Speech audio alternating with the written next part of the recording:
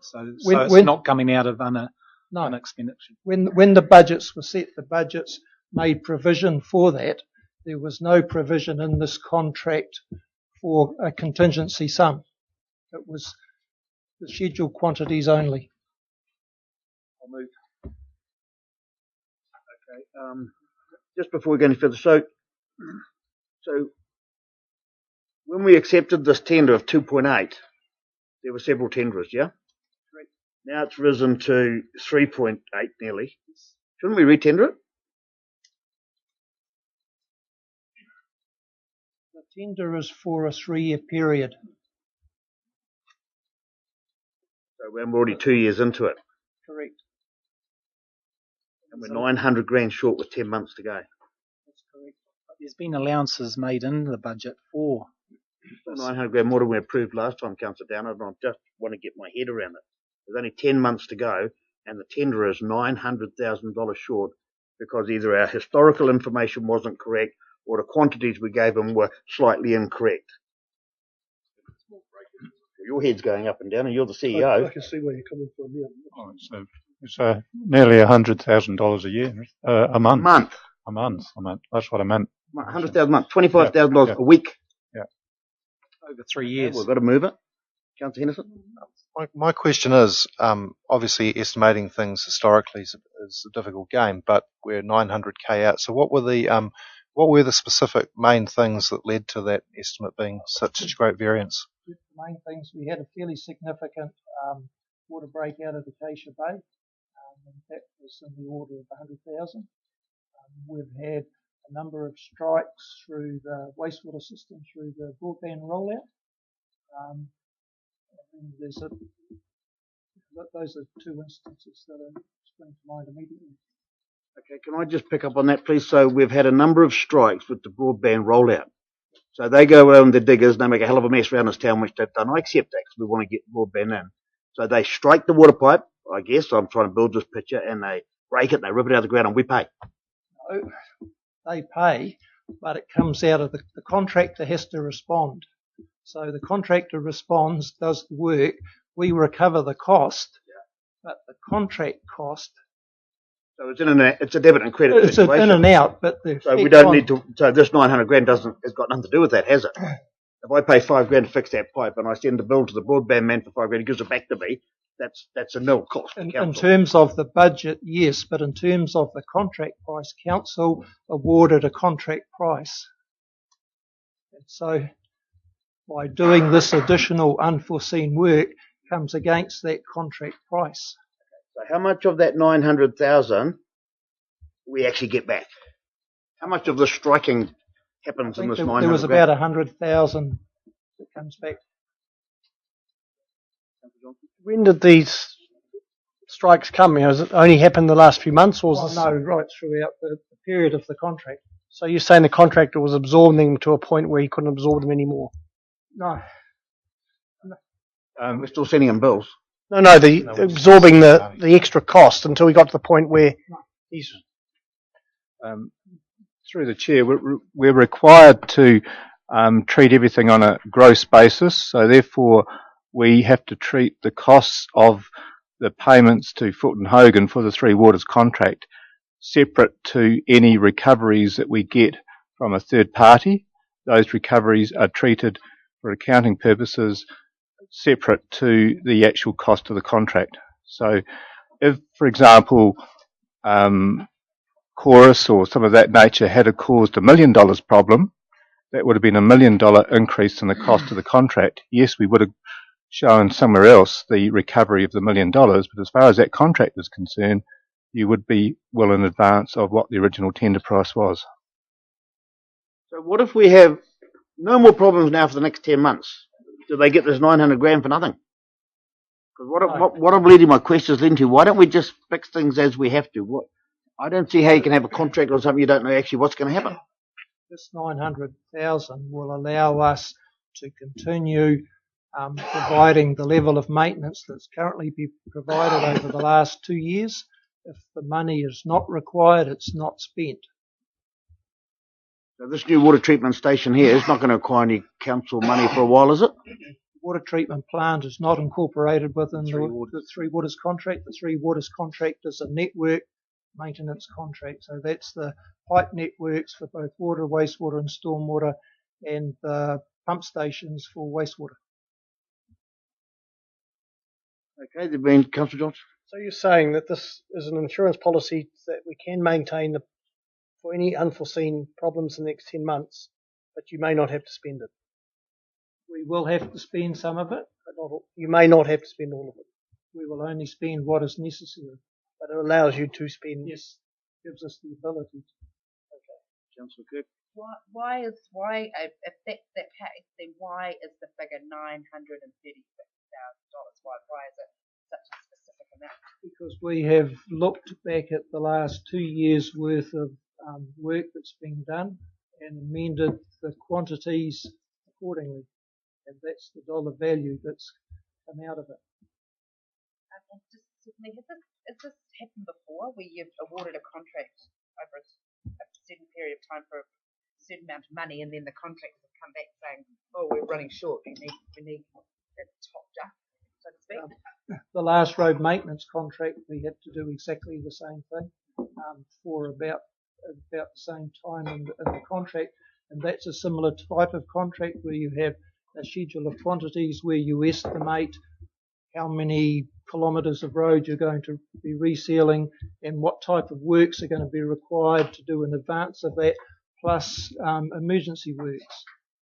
In that instance, the estimation of quantities weren't quite right, and we came back to council at about the same time as this one and sought an increase in the value of the contract. And once again, that was done within the council budgets. Councillor Downard. Just to put it in a nutshell, Dennis, it's virtually to maintain the level of service of the last 2 years. Correct. You need this 936,000 for the next 9 to 10 months. Correct. Foresee to do the same service as the last 2 years. Correct. I just let the CEO say something before I go to Councillor Furman and Councillor Henderson. I just want to provide a bit more clarity around what's going on here. Is basically what you're hearing is that the staff haven't got the delegated approval to be able to spend this extra portion of money. That comes as a result of work that we've been doing for a number of years now to understand what work we actually do. A lot of this work used to be done in-house, and we never used to record what was actually done, so that we were never able to really say with conviction what works physically need to be done to maintain a particular network. So it was instilling an asset management discipline on the organisation, both in the roading and the waters environment, both through our service request systems and our work systems, so that we, in the future, we can say we know what work we do on an annual basis, we know what the averages of that work are, so into the future we are fairly confident in knowing what work to predict that may come up. And so what you're seeing here is the result of part of that work, where we've tried to predict what we did in-house. We didn't get it quite right, but in making those predictions, we've approached the limit of our delegation under this particular contract, but it hasn't changed the budgets. It's not a budgetary issue. It's more about the control and knowledge of our information. Okay, Councillor Truman, then Councillor Henderson. Yeah, so contracts are for a 3-year period. That must be too long a period. Like if we're prudent, should we make the period less if this seems to happen every 3 years, that you have to come back and say all our figures are wrong and the contract no longer is viable? Again, what I would say, it's more about your information than it is about the contract. The contract rates are the contract rates, they won't change, but it's the knowledge of the amount of work that's going to be coming up. It would actually help in certain respects to have a contract over a longer period because you're gaining more information.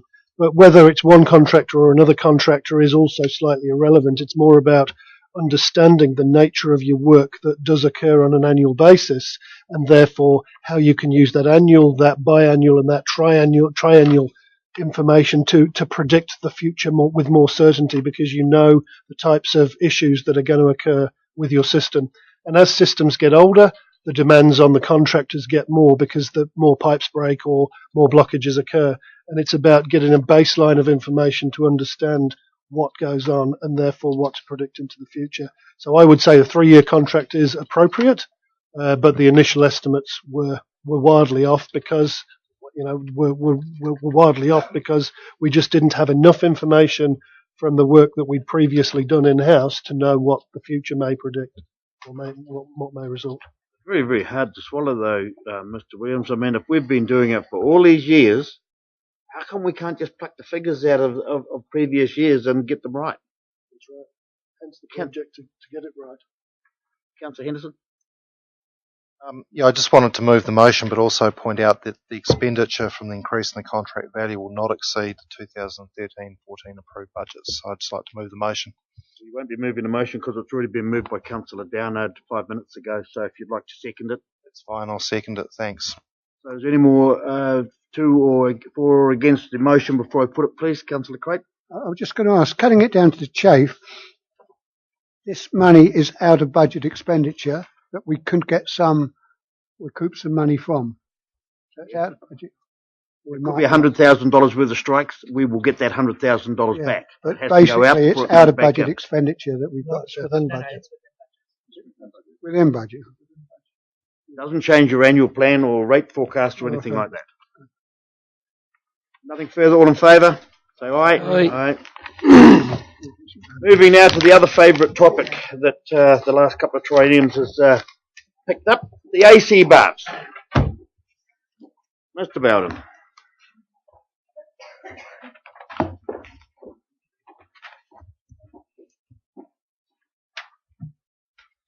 Good afternoon to everyone. The report is as read. I'm not very happy to come to council with this, but unfortunately it appears to be a never-ending theme that we find work that we wasn't in the original scope of works that we have to be able to manage within the contract. There are two parts to the report. I'll deal with part one first. The items noted have been made aware over the past few months to the working group. We meet with every fortnight. We've uncovered additional scope that we really have to attend to. None of these are nice to have. We have to attend to, really in the same vein as the other elements of the refurbishment work that we're carrying out. I can go through them with you in detail if you wish. Well, let's take it as read, because I know the councillors have read their agenda. Yeah, fine. And perhaps they might like to ask questions that are more pertaining to where their thinking is. My thinking is we need another benefactor like the Purvis family. Councillor Henderson. My question's a pretty simple one. Is any of this work, in your opinion, work that we could have foreseen without actually getting into the project and beginning the job? No. Thank you. Well answered. Councillor Kirk. Is there money in the budget for this, or is this? No, this is, That's what's in your agenda. that is also no. If you do both of them, it's 330,000 round figures. Councillor Crate, that's if you want to do both the private as well. I was just going to say, as part of the working committee that goes there, I see no other option that we've got to do these things for the safety of the baths. You know, the other, if required one, the second resolution there is probably not is on the luxury side, but the first ones we've got to do them. And I commend Andrew Bowden for saying that it is a bit embarrassing that we went right through it and then we found these other mistakes in the whole construction. Yeah. Can I just going back to what I said before? The suggested resolution is to approve additional funding, but you're asking for unbudgeted expenditure. Resolution's wrong. I was going to get to that, but it's unbudgeted. Yeah. Resolution is incorrect in here, but we can get to there. That's not really the issue. Councillor Hickling. I just like to make a comment on 2 of the resolution. I think refurbishment of the private pool building is a little bit overrated. It is not quite right because it's only some facelift. It's not refurbishment, is it? Really? All we're going to do is just put a coat of paint just through the corridor, tidy it up. The carpet that's down is needs replacing, so we've suggested vinyl, and just to make it look a little bit more presentable, like all the other all the other improvements we've done. But it's not anything to do with the private pools. It's only the corridor through to the main swimming pool. Well, for $95,000, I'd call it refurbishment. A coat of paint cost 95 grand. More than. Can you answer the question with Councillor Hickling, please? Or yeah. Well, if you have another word to describe it other than refurbishment, that's fine. I have no problem using it. I have described in the report what that refurbishment comprises. It is more than painting. We're going to put some new lighting in there and new floor finishes and repair work. Basically, on either side of this corridor area, the private spa pools, we're refurbishing the indoor 25-metre pool, which is complete, and the indoor leisure pool area. The area in between wasn't included in the original minimalist scope that was approved under the long-term plan. This is just an opportunity to bring this area up to the same standard of appearance and finish. It is purely optional. Doesn't have to be done. We understand that, Mr. Bowden. We understand that. It's even on the resolution. We'll get to that part, whether we optional it or not. Good. I just wanted to make sure that people understood that it's not refurbishing the private pools. That's all. Yeah, and in terms of the pools itself, yeah. It's the building. The corridor. Outward appearance. Okay, yeah, well, okay, through the chair, it is an official meeting, so Councillor Hickling is quite correct in what he's saying. Were there any other hands up or questions? I've got a question, Mr. Williams. Now, due diligence, I think, and good management, correct me if I'm wrong, we're $900,000 under budget on this water treatment station behind budgeted money. The latest report I had somewhere between 8 and 900,000 under budget on the water treatment plant. Yes. So, do we have the ability to take some of that money and put it in another public asset that needs it up there? No, not really. No.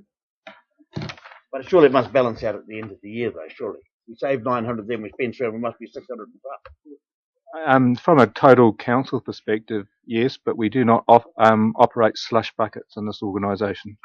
Well, I'm not so suggesting you do operate any slush buckets. Otherwise, the SFO would have found them.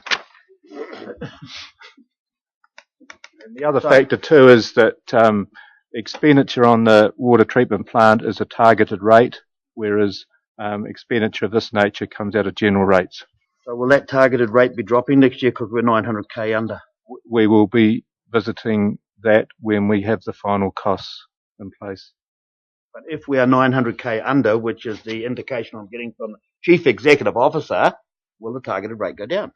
There is a possibility that it will go down. It's 900,000 of capex. Therefore, there will be a positive impact on the targeted rate.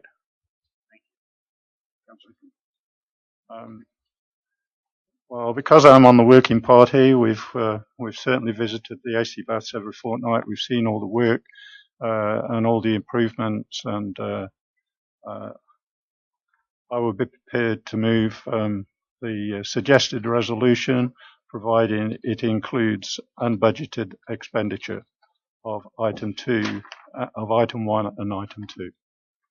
So where it says to approve additional funding, it should be unbudgeted additional funding. Yeah. That's what you're moving? Yes. And is there a seconder to that? You're also on the working committee. Yeah, so yeah. And so is Chris. Yeah, and Chris, my apologies. Yeah, and so was Councillor Williams. Well, we appointed you guys as a subcommittee. We trusted you, and you will follow your lead. So, Councillor Johnson's seconder. All those in favour, say aye. Aye. Aye. Carried. Thank you. Right, thank you, Mr. Bowden. Thank you. Number 12. Who wants to talk about Taupo campers at the Kinloch Domain? Anybody? Oh, Alison, you're back again. Yes, I get the happy task of dealing with this one. So do you want to take it as read, councillors, and Miss Rawley will be able to extrapolate on any points? So are there any questions of clarity or anything of Miss Rawley about this suggested resolution about these campers at the Kinloch Domain. Councillor Craig, you live there? Yeah, I do. It's got the full consent of the Kinloch Community Association. Who do are like the advisory group out there. They've got no problems with it at all. In the case, we shouldn't have any problems, should we? So I've got an indication from Councillor Downey wants to move it. Ms. Rawley? Can I just say one thing, that since we've received this application and this report's come in, we've received another application from the New Zealand Motor Caravan Association, which is a different group, for another annual event, which is scheduled for May. So, in theory, we could get a number of these applications each year from different groups for different annual events. Well, if I was staying here, I would certainly take the lead from the Kinloch, what's it called? Kinloch Residents Association? KCA, Kinloch Community Association. And if they're happy with it, we know that there's another group of people around the lake here that are very unhappy about it, but if the Kinloch people are more welcoming and happy with it, I would certainly, if I was here, be supporting it. Councillor Hickling? I support it because it's for two nights, and I think that is the same as what we have on Ferry Road, and so I think it's consistent with what we've done previously. So I'm quite comfortable with the fact that it is only for 2 nights. Okay. So, and as you're telling us, I'm repeating it, Kinloch Association are 100% behind it, so that's fine. It's their community. Councillor Henderson?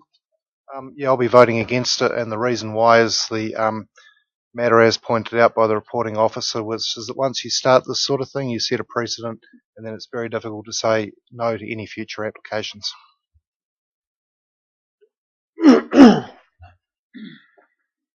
Okay, so anybody else want to speak against the motion? I think the motion's been put by Councillor Downard. Seconder, please.